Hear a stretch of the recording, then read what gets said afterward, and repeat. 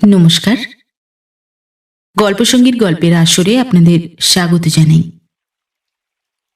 আজ আপনাদের পড়ে শোনাব রবীন্দ্রনাথ ঠাকুরের লেখা গল্প স্ত্রীর পত্র।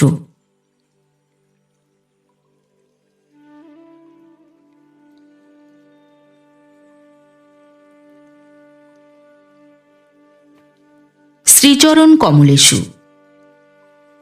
আজ 15 বছর আমাদের বিবাহ হয়েছে। আজ পর্যন্ত তোমাকে চিঠি লিখিনি।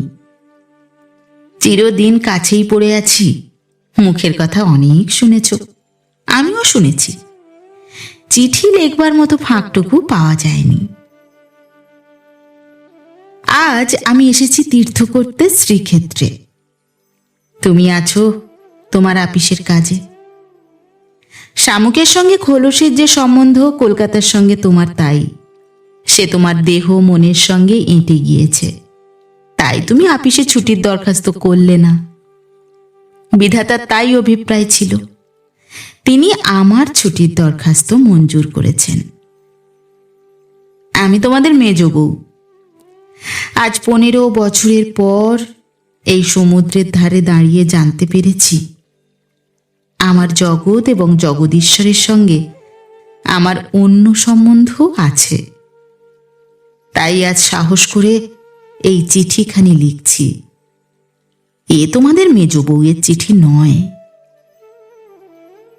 তোমাদের সঙ্গে আমার সম্বন্ধ কপালে যিনি লিখেছিলেন, তিনি ছাড়া যখন সেই সম্ভাবনার কথা আর কেউ জানত না, সেই শিশু বয়সে আমি আর আমার ভাই একসঙ্গেই সান্নিপাতিক জ্বরে পড়ি।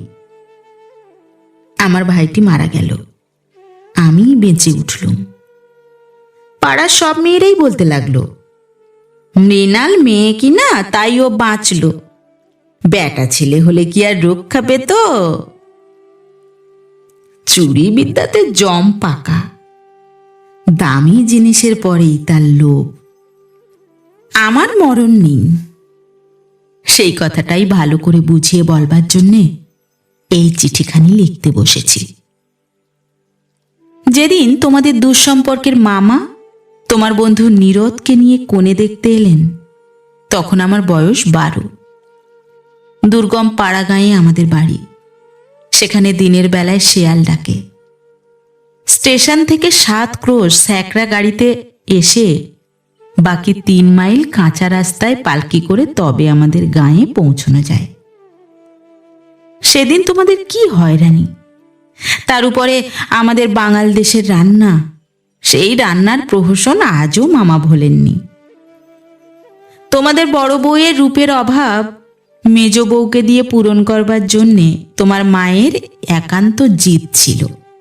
নইলে এত কষ্ট করে আমাদের সে গাঁয়ে তোমরা যাবে কেন? বাংলাদেশে পিলে, যকৃৎ, অম্লশূল এবং কোনের জন্যে তো কাউকে খোঁজ করতে হয় না। তারা আপনি এসে চেপে ধরে, কিছুতে ছাড়তে চায় না। বাবার বুক দূর করতে লাগলো। মা দুর্গা নাম জপ করতে লাগলেন। শহরের দেবতাকে পাড়া গাঁয়ের পূজারি কি দিয়ে সন্তুষ্ট করবে? মেয়ের রূপের উপর ভরসা, কিন্তু সেই রূপের গুমর তো মেয়ের মধ্যে নেই। যে ব্যক্তি দেখতে এসেছে সে তাকে যে দামই দেবে, সেই তার দাম। তাই তো হাজার রূপে গুণেও মেয়ে মানুষের সংকোচ কিছুতে ঘোচে না। সমস্ত বাড়ির, এমনকি সমস্ত পাড়ার এই আতঙ্ক আমার বুকের মধ্যে পাথরের মতো চেপে বসল। সেদিনকার আকাশের যত আলো এবং জগতের সকল শক্তি যেন 12 বছরের একটি পাড়া গিয়ে মেয়েকে 2 জন পরীক্ষকের 2 জোড়া চোখের সামনে শক্ত করে তুলে ধরবার জন্যে পেয়াদাগিরি করছিল। আমার কোথাও লুকোবার জায়গা ছিল না। সমস্ত আকাশকে কাঁদিয়ে দিয়ে বাঁশি বাজতে লাগলো। তোমাদের বাড়িতে এসে উঠলুম। আমার খুঁতগুলি সবিস্তারে খতিয়ে দেখেও গিন্নির দল সকলে স্বীকার করলেন, মোটের উপরে আমি সুন্দরী বটে। সে কথা শুনে আমার বড় জায়ের মুখ গম্ভীর হয়ে গেল। কিন্তু আমার রূপের দরকার কি ছিল তাই ভাবি। রূপ জিনিসটাকে যদি কোনো সেকেলে পণ্ডিত গঙ্গা মৃত্তিকা দিয়ে গড়তেন তাহলে ওর আদর থাকতো, কিন্তু ওটা যে কেবল বিধাতা নিজের আনন্দে গড়েছেন, তাই তোমাদের ধর্মের সংসারে ওর দাম নেই। আমার যে রূপ আছে সে কথা ভুলতে তোমার বেশি দিন লাগেনি, কিন্তু আমার যে বুদ্ধি আছে সেটা তোমাদের পদে পদে স্মরণ করতে হয়েছে। ওই বুদ্ধিটা আমার এতই স্বাভাবিক যে তোমাদের ঘরকন্নার মধ্যে এতকাল কাটিয়েও আজও সে টিকে আছে। মা আমার এই বুদ্ধিটার জন্যে বিষম উদ্বিগ্ন ছিলেন। মেয়ে মানুষের পক্ষে এ এক বালাই। যাকে বাধা মেনে চলতে হবে সে যদি বুদ্ধিকে মেনে চলতে চায় তবে ঠোকর খেয়ে খেয়ে তার কপাল ভাঙবেই। কিন্তু কি করব বলো? তোমাদের ঘরের বউয়ের যতটা বুদ্ধির দরকার বিধাতা অসতর্ক হয়ে আমাকে তার চেয়ে অনেকটা বেশি দিয়ে ফেলেছেন। সে আমি এখন ফিরিয়ে দিই কাকে? তোমরা আমাকে মেয়ে জ্যাঠা বলে দুবেলা গাল দিয়েছ। কটু কথাই হচ্ছে অক্ষমের সান্ত্বনা, অতএব সে আমি ক্ষমা করলুম। আমার একটা জিনিস তোমাদের ঘরকন্নার বাইরে ছিল, সেটা কেউ তোমরা জানোনি। আমি লুকিয়ে কবিতা লিখতুম। সে ছাইপাশ যাই হোক না, সেখানে তোমাদের অন্দরমহলের পাঁচিল ওঠেনি। সেইখানে আমার মুক্তি, সেইখানে আমি আমি। আমার মধ্যে যা কিছু তোমাদের মেজ বউকে ছাড়িয়ে রয়েছে সে তোমরা পছন্দ করনি, চিনতেও পারোনি। আমি যে কবি সে এই 15 বছরেও তোমাদের কাছে ধরা পড়েনি। তোমাদের ঘরের প্রথম স্মৃতির মধ্যে সবচেয়ে যেটা আমার মনে জাগছে সে তোমাদের গোয়াল ঘর। অন্দরমহলের সিঁড়িতে উঠবার ঠিক পাশের ঘরেই তোমাদের গরু থাকে। সামনের উঠোনটুকু ছাড়া তাদের আর নড়বার জায়গা নেই। সেই উঠোনের কোণে তাদের জাবনা দেবার কাঠের গামলা। সকালে বেহারার নানা কাজ, উপবাসী গরুগুলো ততক্ষণ সেই গামলার ধারগুলো চেটে চেটে চিবিয়ে চিবিয়ে খাবলা করে দিত। আমার প্রাণ কাঁদত। আমি পাড়াগাঁয়ের মেয়ে। তোমাদের বাড়িতে যেদিন নতুন এলুম সেদিন সেই 2টি গরু এবং 3টি বাছুরি সমস্ত শহরের মধ্যে আমার চির পরিচিত আত্মীয়ের মতো আমার চোখে ঠেকল। যতদিন নতুন বউ ছিলুম নিজে না খেয়ে লুকিয়ে ওদের খাওয়াতুম। যখন বড় হলুম তখন গরুর প্রতি আমার প্রকাশ্য মমতা লক্ষ্য করে আমার ঠাট্টার সম্পর্কীয়রা আমার গোত্র সম্বন্ধে সন্দেহ প্রকাশ করতে লাগলেন। আমার মেয়েটি জন্ম নিয়েই মারা গেল। আমাকেও সে সঙ্গে যাবার সময় ডাক দিয়েছিল। সে যদি বেঁচে থাকতো তাহলে সেই আমার জীবনে যা কিছু বড়, যা কিছু সত্য সমস্ত এনে দিত। তখন মেজ বউ থেকে একেবারে মা হয়ে বসতুম। মা যে এক সংসারের মধ্যে থেকেও বিশ্ব সংসারের। মা হওয়ার দুঃখটুকু পেলুম, কিন্তু মা হওয়ার মুক্তিটুকু পেলুম না। মনে আছে ইংরেজ ডাক্তার এসে আমাদের অন্দর দেখে আশ্চর্য হয়েছিল এবং আতুর ঘর দেখে বিরক্ত হয়ে বকাবকি করেছিল। সদরে তোমাদের একটুখানি বাগান আছে, ঘরে সাজসজ্জা আসবাবের অভাব নেই, আর অন্দরটা যেন পশমের কাজের উল্টো পিঠ। সেদিকে কোনো লজ্জা নেই, স্ত্রী নেই, সজ্জা নেই। সেদিকে আলো মিটমিট করে জ্বলে, হাওয়া চোরের মতো প্রবেশ করে। উঠোনের আবর্জনা নড়তে চায় না। দেওয়ালের এবং মেঝের সমস্ত কলঙ্ক অক্ষয় হয়ে বিরাজ করে। কিন্তু ডাক্তার একটু ভুল করেছিল। সে ভেবেছিল এটা বুঝে আমাদের অহোরাত্র দুঃখ দেয়। ঠিক উল্টো, অনাদর জিনিসটাই ছাইয়ের মতো, সে ছাই আগুনকে হয়তো ভিতরে ভিতরে জমিয়ে রাখে, কিন্তু বাইরে থেকে তার তাপটাকে বুঝতে দেয় না। আত্মসম্মান যখন কমে যায় তখন অনাদরকে তো অন্যায্য বলে মনে হয় না। সেই জন্যে তার বেদনা নেই। তাই তো মেয়ে মানুষ দুঃখ বোধ করতেই লজ্জা পায়। আমি তাই বলি, মেয়ে মানুষকে দুঃখ পেতেই হবে, এইটা যদি তোমাদের ব্যবস্থা হয় তাহলে যত দূর সম্ভব তাকে অনাদরে রেখে দেওয়াই ভালো। আদরে দুঃখের ব্যথাটা কেবল বেড়ে ওঠে। যেমন করেই রাখো, দুঃখ যে আছে এ কথা মনে করবার কথাও কোনোদিন মনে আসেনি। আতুর ঘরে মরণ মাথার কাছে এসে দাঁড়ালো, মনে ভয়ই হলো না। জীবন আমাদের কি বা যে মরণকে ভয় করতে হবে। আদরে যত্নে যাদের প্রাণের বাঁধন শক্ত করেছে, মরতে তাদেরই বাঁধে। সেদিন যম যদি আমাকে ধরে টান দিত, তাহলে আলগা মাটি থেকে যেমন অতি সহজে ঘাসের চাপড়া উঠে আসে, সমস্ত শিকড় শুদ্ধ, আমি তেমনি করে উঠে আসতুম। বাঙালির মেয়ে তো কথায় কথায় মরতে যায়, কিন্তু এমন মরায় বাহাদুরিটা কি? মরতে লজ্জা হয়। আমাদের পক্ষে ওটা এতই সহজ। আমার মেয়েটি তো সন্ধ্যা তারার মতো ক্ষণকালের জন্য উদয় হয়েই অস্ত গেল। আবার আমার নিত্যকর্ম এবং গরু বাছুর নিয়ে পড়লুম। জীবন তেমনি করেই গড়াতে গড়াতে শেষ পর্যন্ত কেটে যেত। আজকে তোমাকে এই চিঠি লিখবার দরকারই হতো না, কিন্তু বাতাসে সামান্য একটা বীজ উড়িয়ে নিয়ে এসে পাকা দালানের মধ্যে অশ্বত্থ গাছের অঙ্কুর বের করে শেষকালের সেইটুকু থেকে ইট কাঠের বুকের পাঁজর বিদীর্ণ হয়ে যায়। আমার সংসারের পাকা বন্দোবস্তের মাঝখানে ছোট একটুখানি জীবের কণা কোথা থেকে উড়ে এসে পড়ল। তারপর থেকে ফাটল শুরু হলো। বিধবা মার মৃত্যুর পরে আমার বড় জায়ের বোন বিন্দু তার খুড়তুতো ভাইদের অত্যাচারে আমাদের বাড়িতে তার দিদির কাছে এসে যেদিন আশ্রয় নিলে, তোমরা সেদিন ভাবলে ই আবার কোথাকার আপদ। আমার পোড়া স্বভাব, কি করব বলো? দেখলুম তোমরা সকলেই মনে মনে বিরক্ত হয়ে উঠেছ।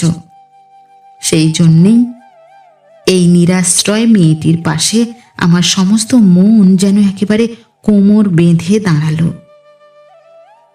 পরের বাড়িতে পরের অনিচ্ছাতে এসে আশ্রয় নেওয়া, সে কত বড় অপমান।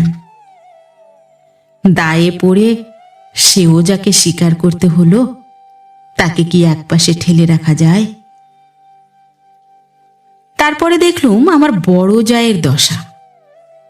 তিনি নিতান্ত দরদে পড়ে বোনটিকে নিজের কাছে এনেছেন, কিন্তু যখন দেখলেন স্বামীর অনিচ্ছা, তখন এমনি ভাব করতে লাগলেন যেন এ তার এক বিষম বালাই, যেন একে দূর করতে পারলেই তিনি বাঁচেন। এই অনাথা বোনটিকে মন খুলে প্রকাশ্যে স্নেহ দেখাবেন সে সাহস তাঁর হলো না।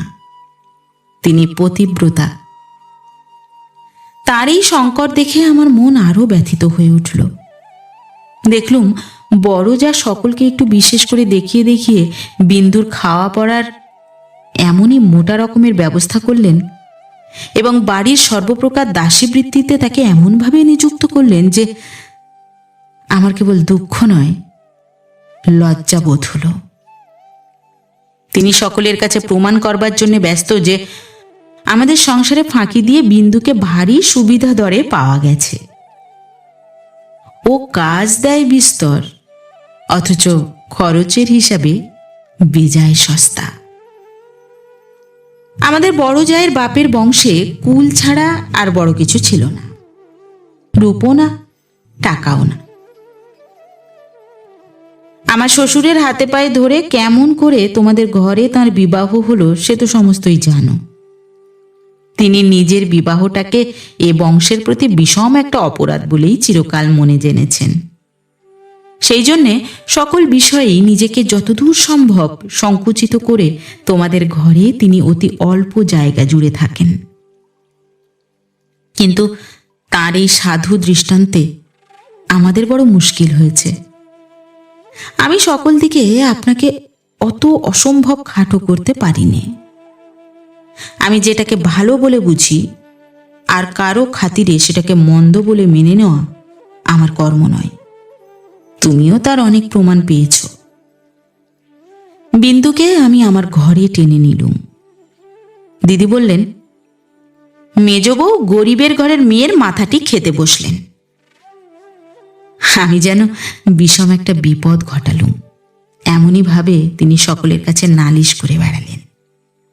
কিন্তু আমি নিশ্চয়ই জানি তিনি মনে মনে বেঁচে গেলেন। এখন দোষের বোঝা আমার উপরেই পড়ল। তিনি বোনকে নিজে যে স্নেহ দেখাতে পারতেন না, আমাকে দিয়ে সেই স্নেহটুকু করিয়ে নিয়ে তার মনটা হালকা হলো।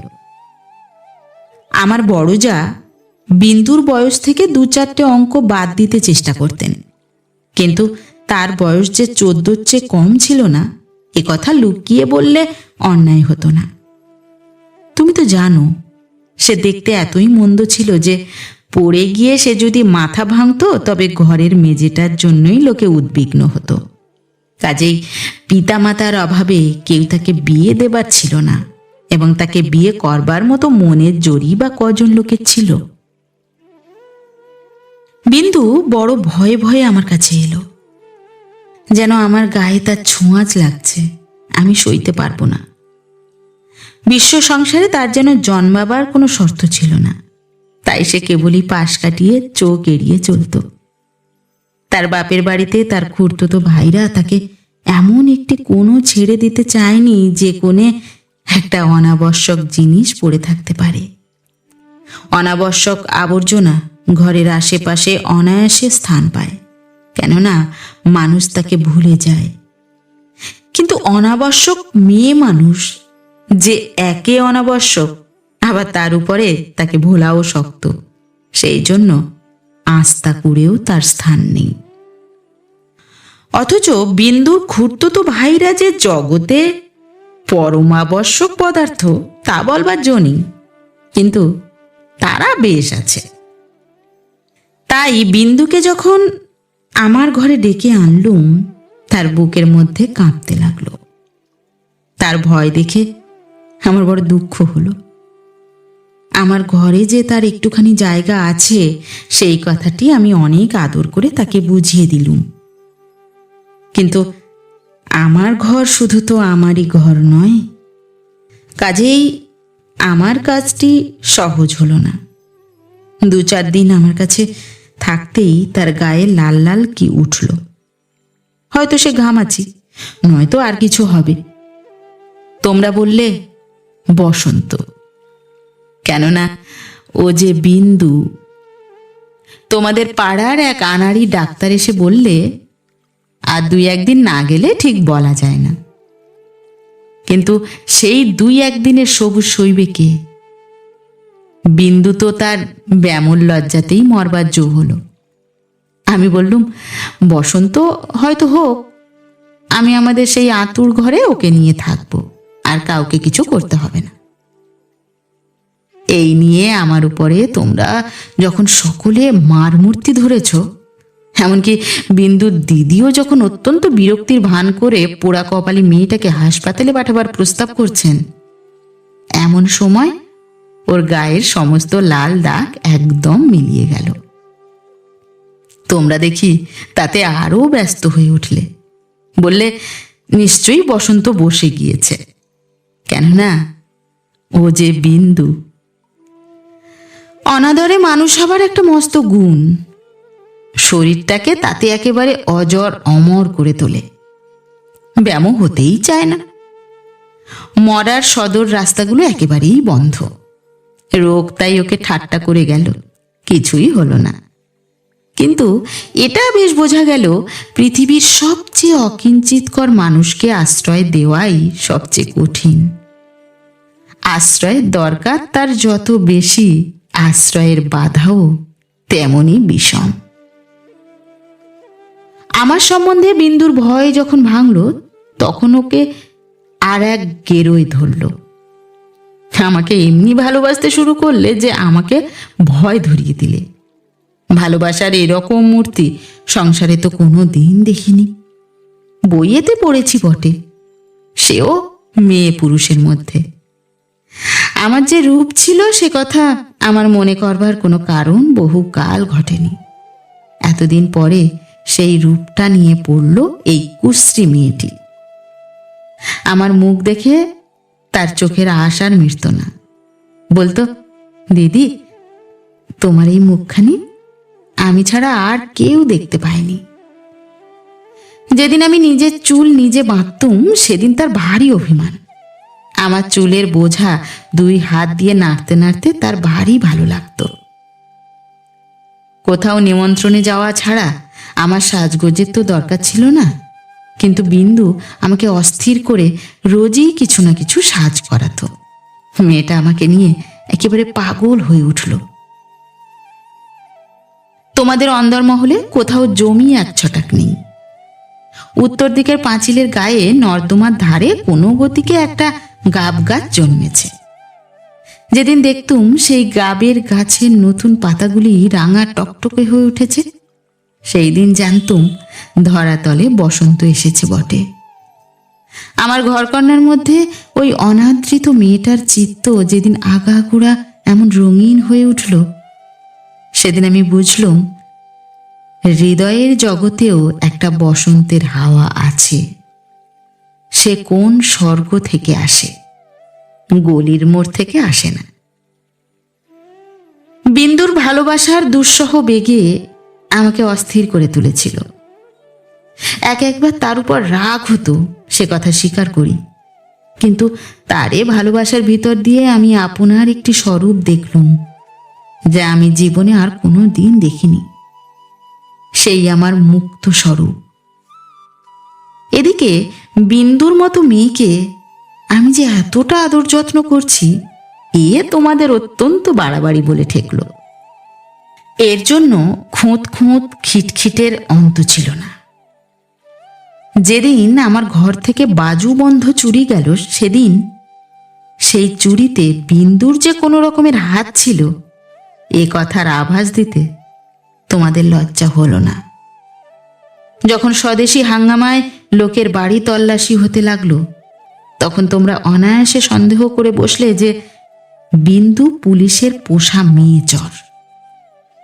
তার আর কোনো প্রমাণ ছিল না, কেবল এই প্রমাণ যে ও বিন্দু। তোমাদের বাড়ির দাসীরা ওর কোনো রকম কাজ করতে আপত্তি করত।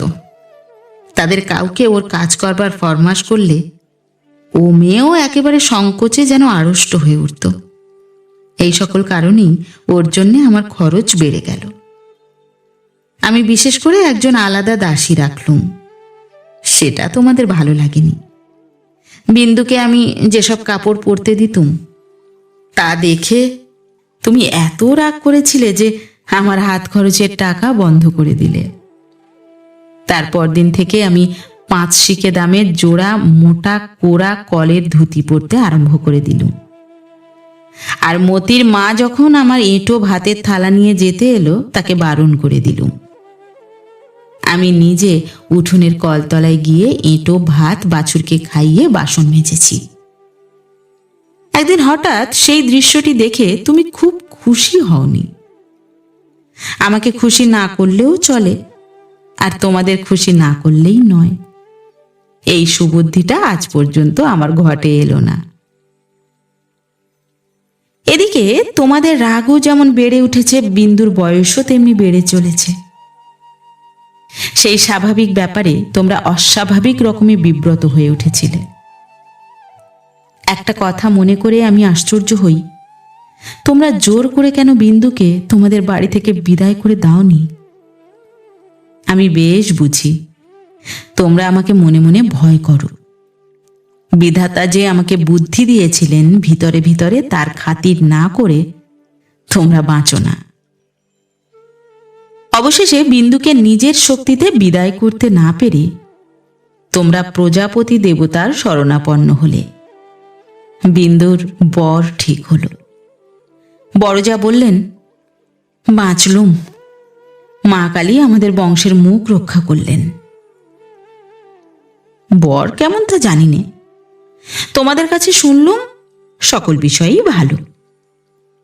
বিন্দু আমার পা জড়িয়ে ধরে কাঁদতে লাগলো, বললে, দিদি, আমার আবার বিয়ে করা কেন? আমি তাকে অনেক বুঝিয়ে বললুম, বিন্দু, তুই ভয় করিস নে, শুনেছি তোর বর ভালো। বিন্দু বললে, বর যদি ভালো হয় আমার কি আছে যে আমাকে তার পছন্দ হবে? বরপক্ষেরা বিন্দুকে তো দেখতে আসবার নামও করলে না। বরদিদি তাতে বড় নিশ্চিন্ত হলেন, কিন্তু দিন রাত্রে বিন্দুর কান্না আর থামতে চায় না। সে তার কি কষ্ট সে আমি জানি। বিন্দুর জন্যে আমি সংসারে অনেক লড়াই করেছি, কিন্তু ওর বিবাহ বন্ধ হোক এ কথা বলবার সাহস আমার হলো না। কিসের জোরেই বা বলবো? আমি যদি মারা যাই তো ওর কি দশা হবে? একে তো মেয়ে, তাতে কালো মেয়ে, কার ঘরে চলল ওর কি দশা হবে সে কথা না ভাবাই ভালো। ভাবতে গেলে প্রাণ কেঁপে ওঠে। বিন্দু বললে, দিদি, বিয়ের আর 5 দিন আছে, এর মধ্যে আমার মরণ হবে নাকি? আমি তাকে খুব ধমকে দিলুম, কিন্তু অন্তর্যামী জানেন, যদি কোনো সহজভাবে বিন্দুর মৃত্যু হতে পারত তাহলে আমি আরাম বোধ করতুম। বিবাহের আগের দিন বিন্দু তার দিদিকে গিয়ে বললে, দিদি, আমি তোমাদের গোয়াল ঘরে পড়ে থাকবো, আমাকে যা বলবে তাই করব, তোমার পায়ে পড়ি, আমাকে এমন করে ফেলে দিও না। কিছুকাল থেকে লুকিয়ে লুকিয়ে দিদির চোখ দিয়ে জল পড়ছিল, সেদিনও পড়ল। কিন্তু শুধু হৃদয় তো নয়, শাস্ত্রও আছে। তিনি বললেন, জানিস তো বিন্দি, পতি হচ্ছে স্ত্রীলোকের গতি, মুক্তি, সব। কপালে যদি দুঃখ থাকে তো কেউ খণ্ডাতে পারবে না। আসল কথা হচ্ছে কোনো দিকে কোনো রাস্তাই নেই, বিন্দুকে বিবাহ করতেই হবে, তারপরে যা হয় তা হোক। আমি চেয়েছিলুম বিবাহটা যাতে আমাদের বাড়িতেই হয়, কিন্তু তোমরা বলে বসলে বরের বাড়িতেই হওয়া চাই, সেটা তাদের কৌলিক প্রথা। আমি বুঝলুম বিন্দুর বিবাহের জন্যে যদি তোমাদের খরচ করতে হয় তবে সেটা তোমাদের গৃহদেবতার কিছুতেই সইবে না, কাজেই চুপ করে যেতে হলো। কিন্তু একটা কথা তোমরা কেউ জানো না, দিদিকে জানাবার ইচ্ছে ছিল কিন্তু জানাইনি, কেননা তাহলে তিনি ভয়েই মরে যেতেন। আমার কিছু কিছু গয়না দিয়ে আমি লুকিয়ে বিন্দুকে সাজিয়ে দিয়েছিলুম, বোধ করি দিদির চোখে সেটা পড়ে থাকবে, কিন্তু সেটা তিনি দেখেও দেখেননি। দোহাই ধর্মের, সেজন্য তোমরা তাকে ক্ষমা করো। যাবার আগে বিন্দু আমাকে জড়িয়ে ধরে বললে, দিদি, আমাকে তোমরা তাহলে নিতান্তই ত্যাগ করলে? আমি বললুম, না বিন্দি, তোর যেমন দশাই হোক না কেন আমি তোকে শেষ পর্যন্ত ত্যাগ করব না। 3 দিন গেল। তোমাদের তালুকের প্রজা খাবার জন্যে তোমাকে যে ভেড়া দিয়েছিল তাকে তোমার জঠরাগ্নি থেকে বাঁচিয়ে আমি আমাদের একতলায় কয়লা রাখবার ঘরের একপাশে বাস করতে দিয়েছিলুম। সকালে উঠেই আমি নিজে তাকে দানা খাইয়ে আসতুম। তোমার চাকরদের প্রতি 2-1 দিন নির্ভর করে দেখেছি, তাকে খাওয়ানোর চেয়ে তাকে খাওয়ার প্রতি তাদের বেশি ঝোঁক। সেদিন সকালে সেই ঘরে ঢুকে দেখি বিন্দু এক কোণে জড়সড় হয়ে বসে আছে। আমাকে দেখেই আমার পা জড়িয়ে ধরে লুটিয়ে পড়ে নিঃশব্দে কাঁদতে লাগলো। বিন্দুর স্বামী পাগল। সত্যি বলছিস বিন্দি? এত বড় মিথ্যে কথা তোমার কাছে বলতে পারি দিদি? তিনি পাগল। শ্বশুরের এই বিবাহে মত ছিল না, কিন্তু তিনি আমার শাশুড়িকে জমের মতো ভয় করেন। তিনি বিবাহের পূর্বেই কাশি চলে গেছেন। শাশুড়ি জেদ করে তাঁর ছেলের বিয়ে দিয়েছেন। আমি সেই রাশ করা কয়লার উপর বসে পড়লুম। মেয়ে মানুষকে মেয়ে মানুষ দয়া করে না, বলে ও তো মেয়ে মানুষ বই তো নয়। ছেলে হোক না পাগল, সে তো পুরুষ বটে। বিন্দুর স্বামীকে হঠাৎ পাগল বলে বোঝা যায় না, কিন্তু এক একদিন সে এমন উন্মাদ হয়ে ওঠে যে তাকে ঘরে তালা বন্ধ করে রাখতে হয়। বিবাহের রাত্রে সে ভালো ছিল, কিন্তু রাত জাগা প্রভৃতি উৎপাতে দ্বিতীয় দিন থেকে তার মাথা একেবারে খারাপ হয়ে উঠল। বিন্দু দুপুরবেলায় পিতলের থালায় ভাত খেতে বসেছিল। হঠাৎ তার স্বামী থালা শুদ্ধ ভাত টেনে উঠানে ফেলে দিলে। হঠাৎ কেন তার মনে হয়েছে বিন্দু স্বয়ং রানী রাসমণি। বেহারাটা নিশ্চয়ই সোনার থালা চুরি করে রানীকে তার নিজের থালায় ভাত খেতে দিয়েছে, তাই তার রাগ। বিন্দু তো ভয়ে মরে গেল। তৃতীয় রাত্রে শাশুড়ি তাকে যখন স্বামীর ঘরে শুতে বললে, বিন্দুর প্রাণ শুকিয়ে গেল। শাশুড়ি তার প্রচণ্ড, রাগলে জ্ঞান থাকে না। সেও পাগল, কিন্তু পুরো নয় বলেই আরো ভয়ানক। বিন্দুকে ঘরে ঢুকতে হলো।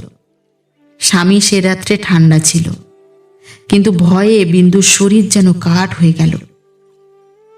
স্বামী যখন ঘুমিয়েছে অনেক রাত্রে, সে অনেক কৌশলে পালিয়ে চলে এসেছে। তার বিস্তারিত বিবরণ লিখবার দরকার নেই। ঘৃণায় রাগে আমার সকল শরীর জ্বলতে লাগলো। আমি বললুম, এমন ফাঁকির বিয়ে বিয়েই নয়। বিন্দু, তুই যেমন ছিলি তেমনি আমার কাছে থাক, দেখি তোকে কে নিয়ে যেতে পারে। তোমরা বললে বিন্দু মিথ্যা কথা বলছে। আমি বললুম, ও কখনো মিথ্যে বলে না। তোমরা বললে, কেমন করে জানলে? আমি বললুম, আমি নিশ্চয়ই জানি। তোমরা ভয় দেখালে। বিন্দুর শ্বশুরবাড়ির লোকে পুলিশ কেস করলে মুশকিলে পড়তে হবে। আমি বললুম, ফাঁকি দিয়ে পাগল বরের সঙ্গে ওর বিয়ে দিয়েছে, এ কথা কি আদালত শুনবে না? তোমরা বললে, তবে কি এই নিয়ে আদালত করতে হবে নাকি? কেন, আমাদের দায় কিসের? আমি বললুম, আমি নিজের গয়না বেচে যা করতে পারি করব। তোমরা বললে, উকিল বাড়ি ছুটবে নাকি? এ কথার জবাব নেই। কপালে করাঘাত করতে পারি, তার বেশি আর কি করব। ওদিকে বিন্দুর শ্বশুরবাড়ি থেকে ওর ভাসুর এসে বাইরে বিষম গোল বাঁধিয়েছে। সে বলছে সে থানায় খবর দেবে। আমার যে কি জোর আছে জানি নে, কিন্তু কসাইয়ের হাত থেকে যে গরু প্রাণ ভয়ে পালিয়ে এসে আমার আশ্রয় নিয়েছে, তাকে পুলিশের তাড়ায় আবার সেই কসাইয়ের হাতে ফিরিয়ে দিতেই হবে, এ কথা কোনো মতেই আমার মন মানতে পারল না। আমি স্পর্ধা করে বললুম, তা দিক থানায় খবর। এই বলে মনে করলুম বিন্দুকে এই বেলা আমার শোবার ঘরে এনে তাকে নিয়ে ঘরে তালা বন্ধ করে বসে থাকি। খোঁজ করে দেখি বিন্দু নেই। তোমাদের সঙ্গে আমার বাদ প্রতিবাদ যখন চলছিল, তখন বিন্দু আপনি বাইরে গিয়ে তার ভাসুরের কাছে ধরা দিয়েছে। বুঝেছে এ বাড়িতে যদি সে থাকে তবে আমাকে সে বিষম বিপদে ফেলবে। মাঝখানে পালিয়ে এসে বিন্দু আপন দুঃখ আরো বাড়ালে। আর শাশুড়ির তর্ক এই যে তার ছেলে তো ওকে খেয়ে ফেলছিল না। মন্দ স্বামীর দৃষ্টান্ত সংসারে দুর্লভ নয়, তাদের সঙ্গে তুলনা করলে তার ছেলে যে সোনার চাঁদ। আমার বড় যা বললেন, ওর পোড়া কপাল, তা নিয়ে দুঃখ করে কি করব? তা পাগল হোক ছাগল হোক, স্বামী তো বটে। কুষ্ঠরোগীকে কোলে করে তার স্ত্রী বেশ্যার বাড়িতে নিজে পৌঁছে দিয়েছে। সতীসাধ্যির সেই দৃষ্টান্ত তোমাদের মনে জাগছিল। জগতের মধ্যে অধমতম কাপুরুষতার এই গল্পটা প্রচার করে আসতে তোমাদের পুরুষের মনে আজ পর্যন্ত একটুও সংকোচ বোধ হয়নি।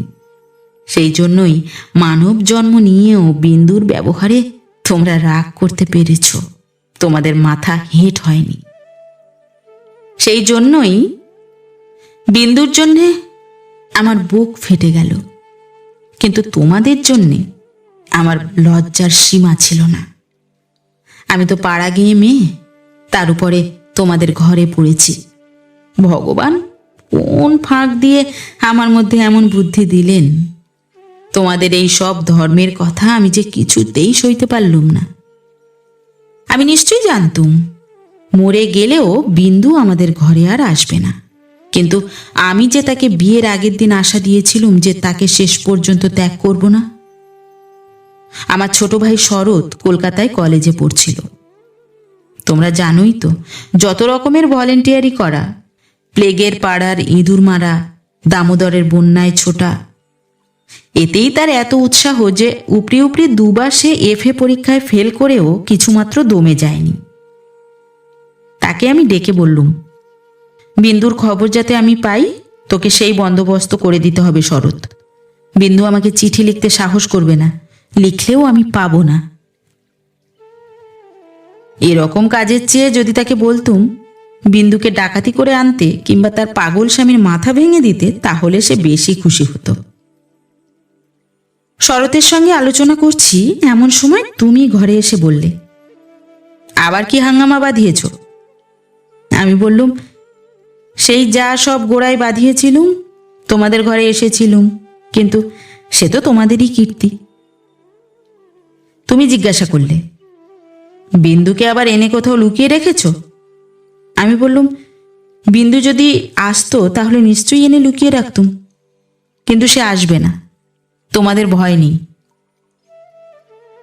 শরৎকে আমার কাছে দেখে তোমার সন্দেহ আরো বেড়ে উঠল।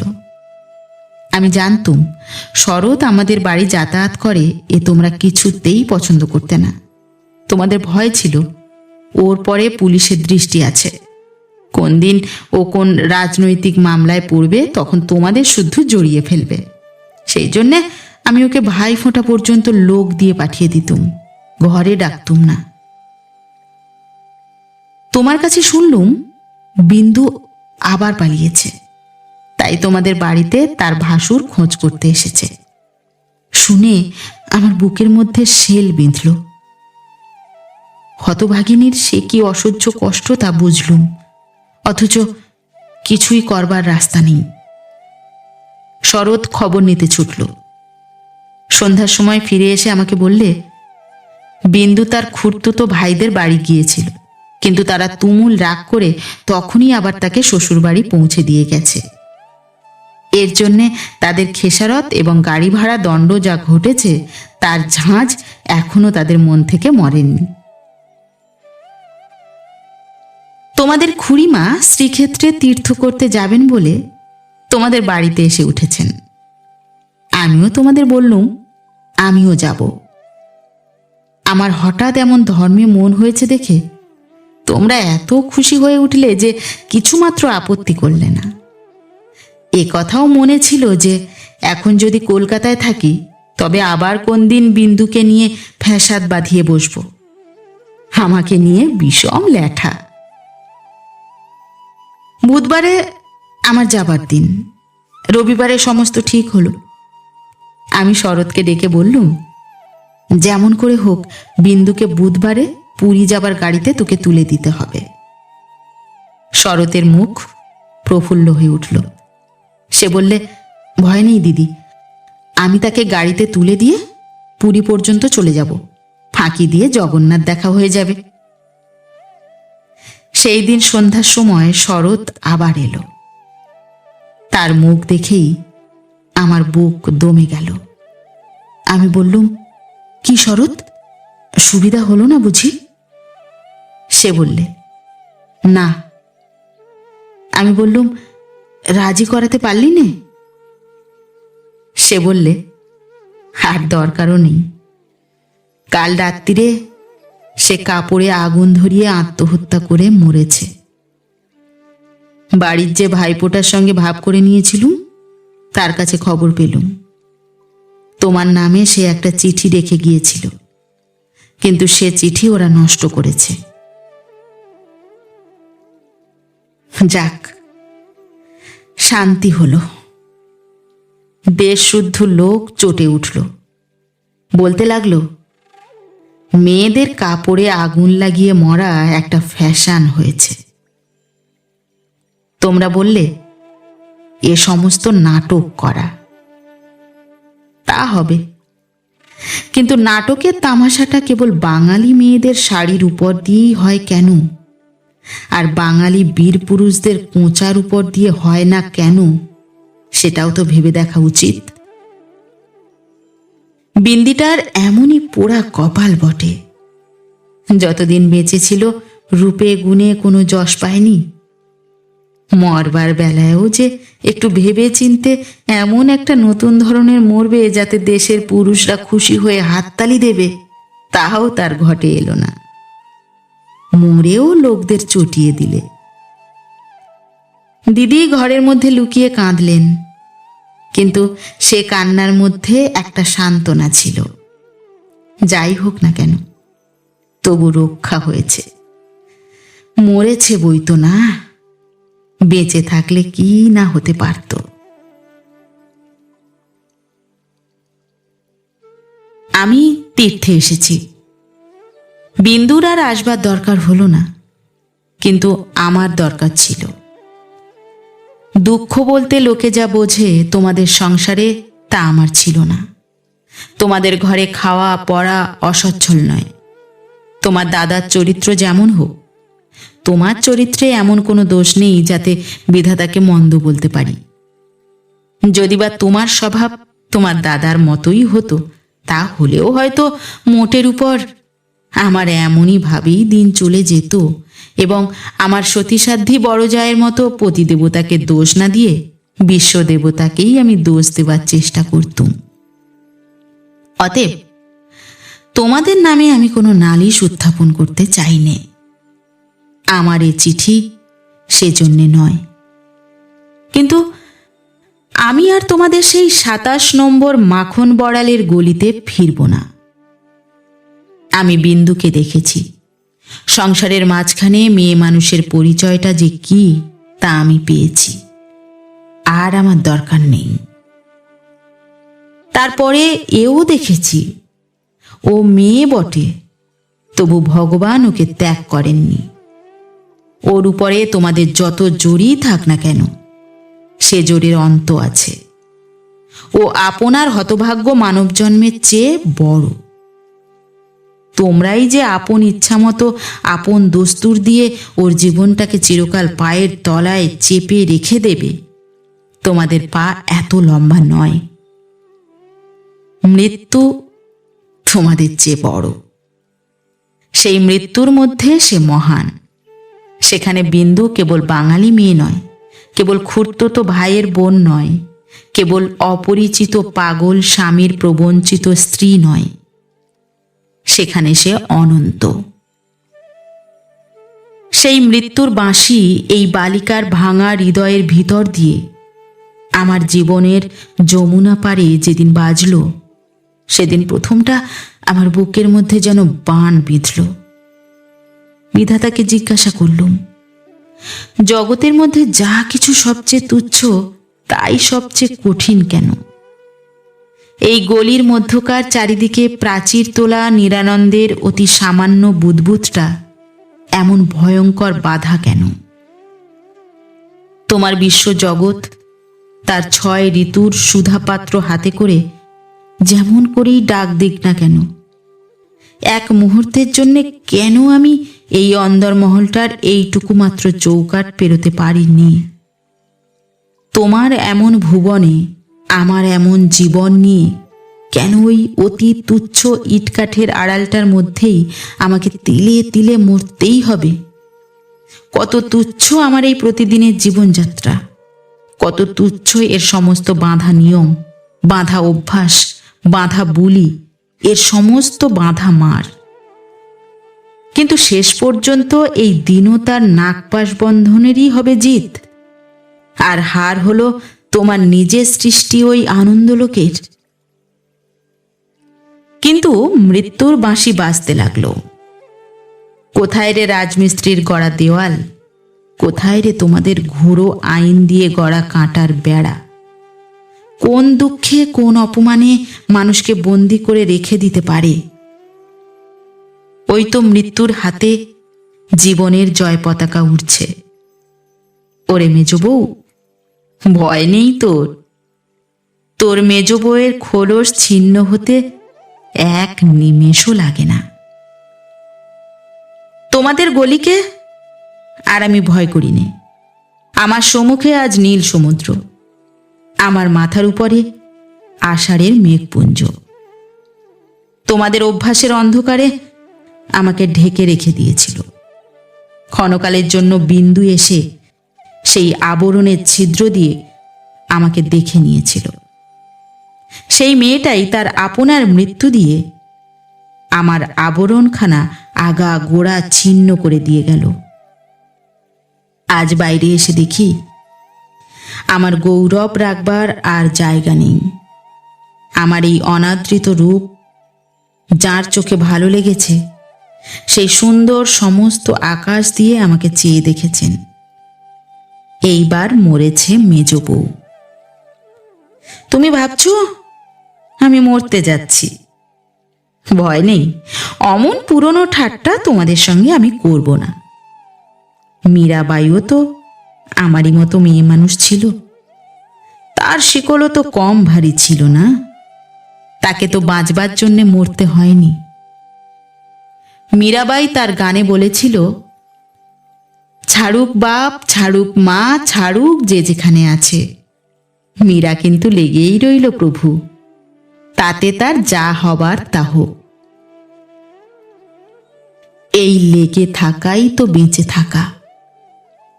আমিও বাঁচব। আমি বাঁচলুম। তোমাদের চরণ তলাশ্রয় ছিন্ন, মৃণাল।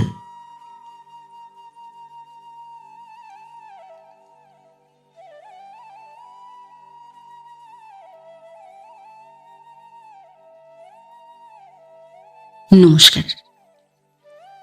নতুন একটি গল্প নিয়ে খুব শিগগির ফিরে আসছি।